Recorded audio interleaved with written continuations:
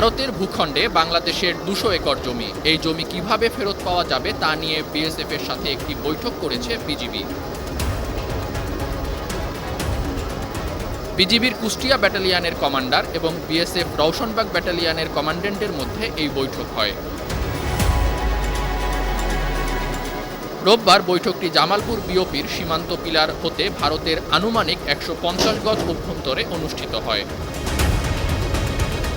বৈঠকে বাংলাদেশের পক্ষে নেতৃত্ব দেন কুষ্টিয়া ব্যাটালিয়নের অধিনায়ক লেফটেন্যান্ট কর্নেল মোহাম্মদ মাহবুব মুর্শেদ রহমান। অন্যদিকে ভারতের পক্ষে ছিলেন বিএসএফ এর রওশনবাগ ব্যাটালিয়নের কমান্ড্যান্ট বিক্রম দেব সিং। বৈঠকে ভূমি বিরোধ নিষ্পত্তির পাশাপাশি সীমান্ত হত্যা বন্ধ ও মাদক পাচার রোধে গুরুত্ব আরোপ করা হয়। ভারতের দখলে বাংলাদেশের ২০০ একর জমি উদ্ধার করলো বর্ডার গার্ড বিডিআর।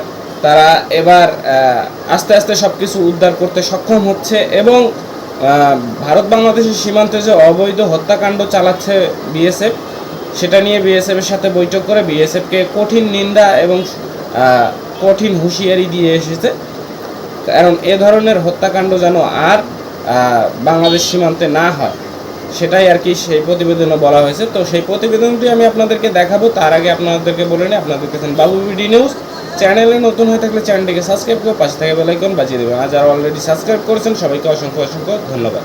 তো চলুন ভিডিওটি দেখে আসি।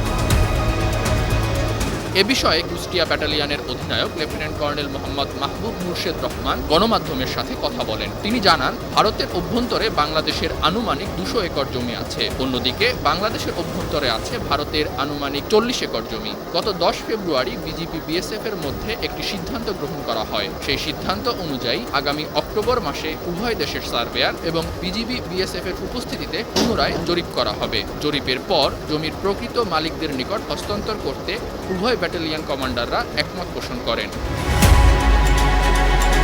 মাহবুব মুর্শেদ রহমান আরও জানান, সীমান্তে বিএসএফ কর্তৃক প্রাণঘাতী অস্ত্র ব্যবহার করে বাংলাদেশি নাগরিক হত্যার ব্যাপারে কড়া প্রতিবাদ জানানো হয়েছে। এছাড়া নিরীহ বাংলাদেশি নাগরিকদের সীমান্তে আটক না করা এবং ভারত থেকে মাদকদ্রব্য যাতে বাংলাদেশের অভ্যন্তরে প্রবেশ করতে না পারে সে ব্যাপারে বিএসএফকে জানানো হয়েছে।